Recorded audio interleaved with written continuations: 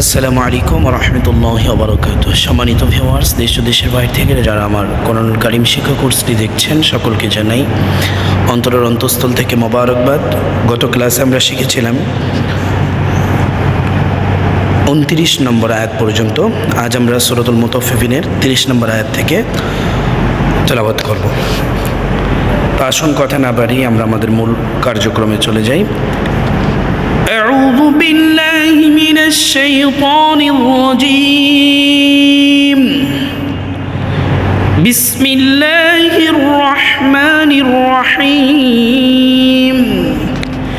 واو زبر وهمزة زر إي وإذا للف زبر ذا وإذا ميم را زبر مروا بشر مروا بازر بها ميم زرهم بهم وإذا مروا بهم يا زبر يتا زبر تا يتا غين لف زبر غا يتا غا ميم زبر ما يتا غا ما زا وبزون زبر نزون يتا غا مزون وإذا مروا بهم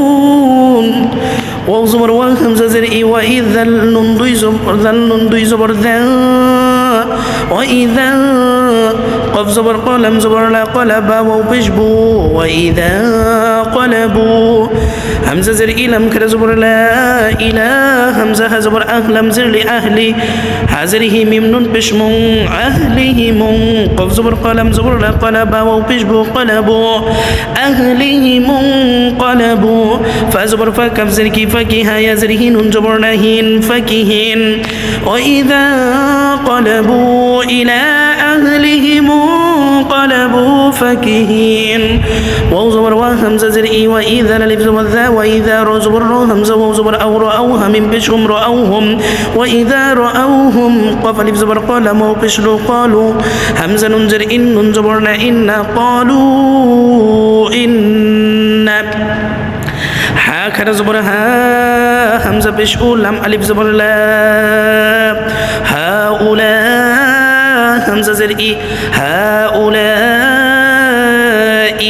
لم زبر لا ضد لم زبر ضال لا ضال لم بشلون زبر لون لا ضالون وإذا رأوهم قالوا إن هؤلاء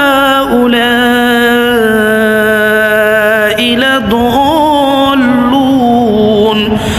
واو زبر وميم ألف زبر ما وما همزة ربش أرسل سلم وبشلو أرسلوا وما أرسلوا عين زبر عالم يا زبر لي عليها ميم زرهم عليهم وما أرسلوا عليهم حكر زبر حافظ في حافظ ويزر زوي حافظين زبرنا حافظين وما أرسلوا عليهم حافظين সদাকাল্লাহুল মাওলানাল আযীম।